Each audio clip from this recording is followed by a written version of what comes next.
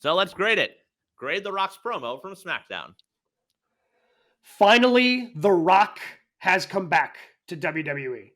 I feel like over the last, pretty much ever since he probably did the Cena matches in back-to-back WrestleManias, probably for the last decade, every other appearance, yes, it said The Rock on the Jumbotron. It may have said The Rock on a t-shirt, but it was really kind of a watered-down Rock. It was Dwayne. It was more or less Dwayne Johnson that was coming out there and getting a pop. And like, look, he's still an incredibly charismatic guy. But that promo was like classic Rock.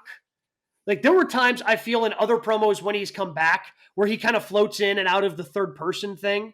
You know, he's like, oh crap, I'm supposed to be doing, I'm The Rock. I talked in the third person. I'm supposed to be doing that here. He did not miss anything in that promo.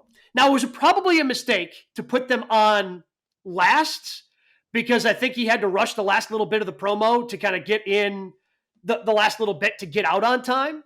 But I thought he knocked it out of the park. He was an A for me. I thought he hit every note he had to hit. Did it necessarily develop the storyline between the Bloodline and Cody Rhodes more? Not really, but it was a classic Rock promo in a classic Rock shirt. Like it was the best of all the different versions of heel Rock we've seen melded into one. And it was spectacular. Okay. So first of all, this is in a sea town in like Salt Lake City. The Delta Center was sold out. And the one thing I always think about is, hey, mom, hey, dad, hey, wife, hey, husband, we're going to get tickets to go see SmackDown. Okay, they're in town. They only come once a year, maybe twice. Okay, SmackDown. But you never expect that The Rock is going to be in Salt Lake City, right? You don't even expect Roman Reigns, the Bloodline, to be there in Salt Lake. So for it to be sold out, I'm so happy for the people in Salt Lake that they were able to see The Rock do this. A couple of things that stood out to me. Clearly, The Rock wants to kind of really press the envelope to let you know, hey, I am with the Bloodline. We are the Bloodline. We are together. Because I think for some people, it's still a work or it's murky. But The Rock wanted to make sure you guys knew, hey, I'm with the Bloodline. The reason why did they put this on last, where Roman spoke first and Rock was last, is because The Rock has a tendency to go long. And I think that go back to the old Raw promos back in the day. It was at the top of the hour, and there was matches cut because The Rock wouldn't stop talking. Now, it was the best segment on the show, but wrestlers got pissed that he kept going through 10 minutes, 15 minutes, 20 minutes into his promo, right? So clearly Triple H told him, look, we're on Fox. We're against the local news. If you can't get this in, you're going to get cut off. It's a hard out. It's a hard out, as we say in the business, right? 59.50, get out. And so I'm glad that he was able to time it properly.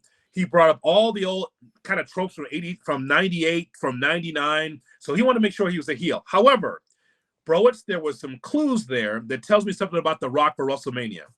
First of all, did you notice that the Bloodline was all the way to the left? They're all over here. Mm-hmm. And The Rock was here in the center. So you would have thought encouragement from Solo, encouragement from Jimmy Uso, encouragement from Paul Heyman. Nope. No encouragement. They just gave The Rock the mic to himself and center ring. That's it. Thought that was interesting. Also thought it was interesting that when the segment was over, Rock holds up not the ones, but the L, as in saying, you're going to be a loser. Who is he talking to? Is he talking to Cody, or is he talking about his cousin Roman Reigns? Just remember, guys, on January 1st, he talked about wanting to be the head of the table. That's still on the table to make me think that The Rock is not going to be a heel very long.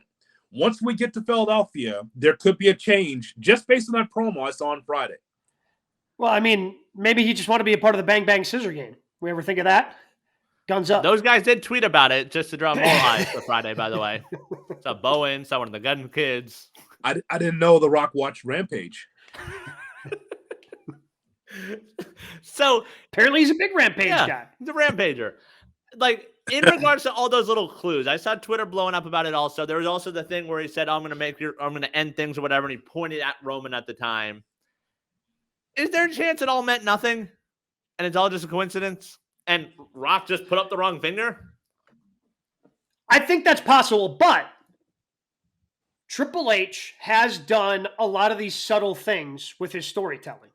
whether it was, again, it started with subtle stuff with The Fiend, and then it turned to QR codes and so many other things, and they kind of dragged it out. Yeah. But they've also done things where, well, this promo, which has nothing to do with the Judgment Day, you got this kind of backstage segment happening over here, but look what's going on in the background over here. Rhea Ripley's talking to Drew McIntyre. That's interesting. So Triple H has almost created this because he's been subtle before in some of the stories that they've told. Okay, I'll give you that then.